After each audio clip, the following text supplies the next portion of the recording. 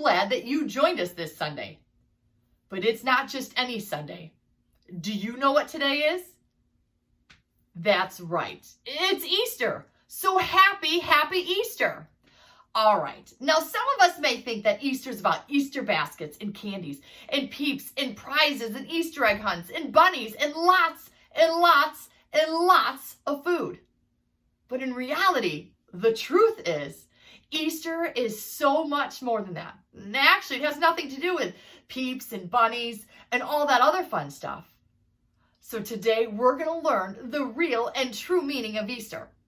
So on this Easter Sunday, I want you to put your good listening ears on as we share what Easter is all about. And I'll see you on the other side.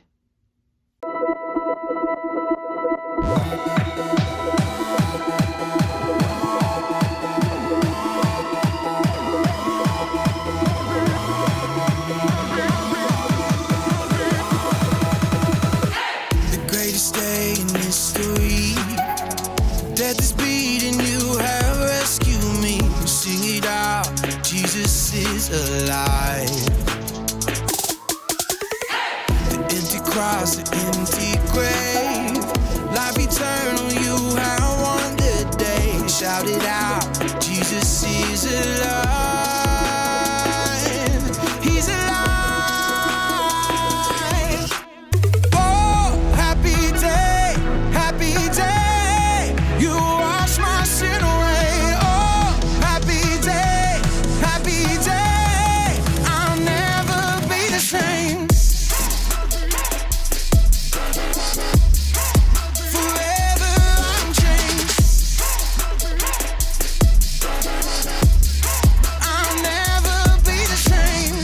I stand in that place, realize meeting face to face. I am yours, Jesus, you are mine.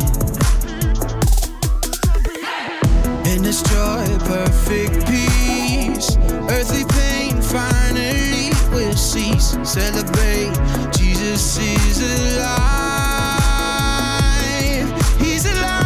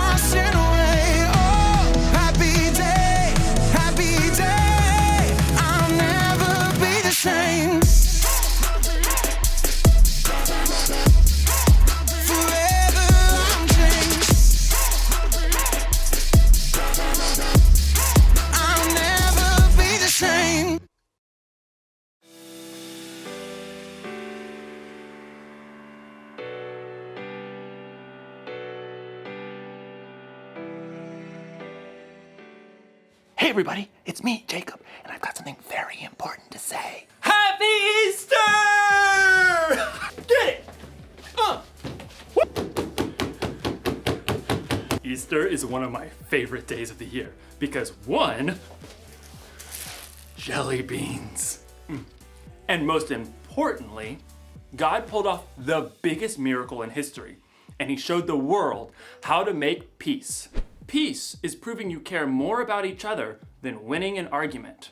And on Easter, we celebrate how God made peace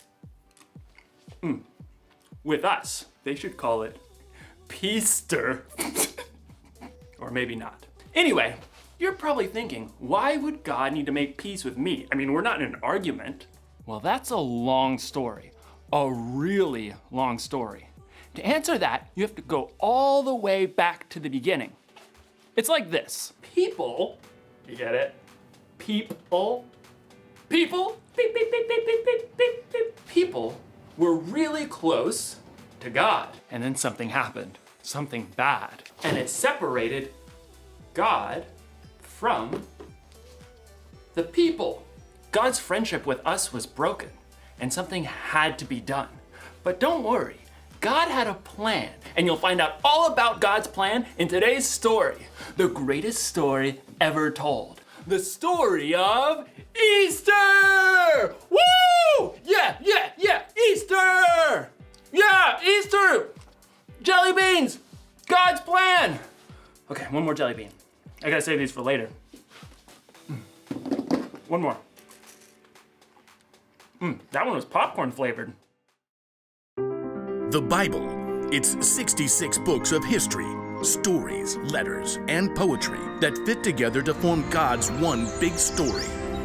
The epic adventure of how He created us and loves us so much that He made a way to rescue us. As we travel through the Bible, from Genesis to Revelation, we discover people who met God and found their lives changed forever. Now, for an amazing story, inspired by the entire Bible.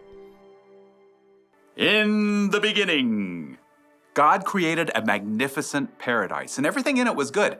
He created water and land and plants and trees and birds and fish and animals. And then, from the very dust of the earth, God created a man called Adam. He created a woman called Eve.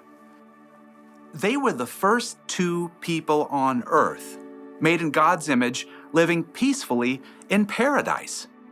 Adam and Eve were friends with God, but then they made a terrible choice. God had given Adam and Eve one rule. You must not eat the fruit from the tree of the knowledge of good and evil. If you do, you will certainly die. But the temptation was too great for Adam and Eve. They broke God's rule, and what was once a paradise became a broken world. People started telling lies. It was the woman you put here with me. She made me eat it. Brother fought against brother. No! Selfishness spread through generations. When there had been peace in the garden, now there was pain and sin and death separating people from their Creator. But God had a plan to make peace once again with the people He loved so much. Hundreds of years after Adam and Eve broke His rule, God chose a man named Abraham and said, All nations on earth will be blessed because of you. Look up at the sky. Count the stars if you can. That's how many children will be born into your family. So Abraham had a son, Isaac, and Isaac grew up to have two sons of his own, Jacob and Esau. And those two sons had children of their own. Jacob, who God renamed Israel, he himself had 12 sons. So God had given Abraham a huge family just like He promised. But God's people, the Israelites, were still lost and broken, separated from Him. They still did not have peace. They didn't have peace when God rescued them from slavery in Egypt, when God led them through the Red Sea to escape their enemies. Okay, great. But what are we supposed to eat out here in the desert? Sand? The nation of Israel didn't have peace when God gave them a new law. These commandments are hard. We want a king like all the other nations. They didn't even get peace when God gave them a king. The king's laws are no fair. We want a new God, like all the other nations. Nope, nothing gave God's people lasting peace. They were still lost and broken and separated from God for thousands of years. But God had not forgotten the promise He made to Abraham. All nations on earth will be blessed because of you. God still had a plan to show the people just how much He cared for them. He knew this broken world would never be able to rescue itself, so God made a way. God sent His Son, Jesus, to bring peace on earth once and for all. Jesus grew up, and He taught people love and compassion, forgiveness and grace. He healed the sick and befriended the outcasts. He saw what was wrong and made it right. He loved the world and its people so deeply, He gave His life on a cross to pay for the sins of the whole world. Father, forgive them. They don't know what they're doing. In Colossians, the Apostle Paul tells us God made peace through Christ's blood. through his death on the cross.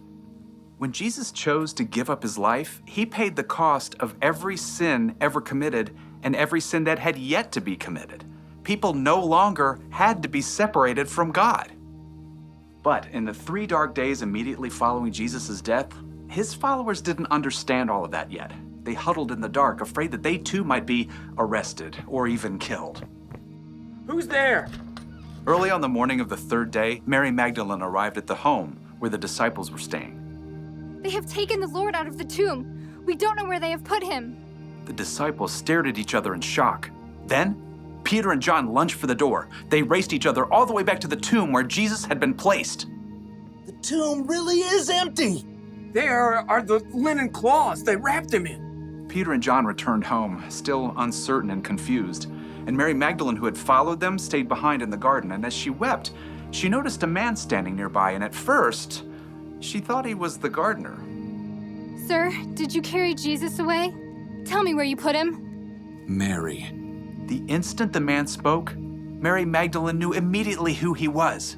It was Jesus, alive again. Teacher! Overjoyed, Mary returned to the disciples to share the incredible news. I have seen the Lord. It was true. Jesus had come back from the dead. He's more powerful than sin, more powerful than death. And through him, we can have peace with God and work toward peace with others as God intended from the very beginning.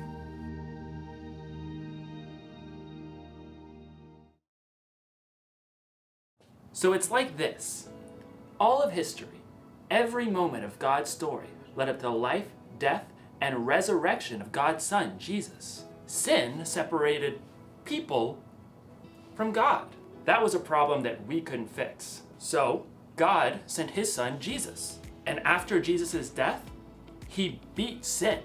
And after that, he beat death itself. So I guess you could say that Jesus was kind of like a bridge between people and God. That made it possible for us to reconnect with God. The Apostle Paul once wrote, God was pleased to bring all things back to himself. God made peace through Christ's blood by his death on the cross. Because of Jesus, we can be close to God again. We're at peace. Jesus is alive, and he's made a bridge that will last forever. So, here's the one thing to remember today. God made peace with us. Remember that this Easter.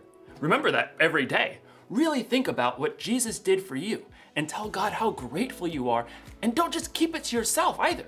Share the peace of God with others by telling them about Jesus or by loving them like Jesus loves us. I'll see you next time.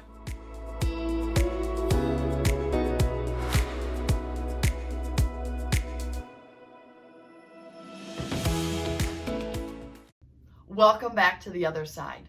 You just heard the greatest love story ever told, that God sent his son Jesus to die on the cross. For you, for me, your family, your friends, your neighbors, everyone. That today we celebrate that Jesus is alive and that the grave is empty.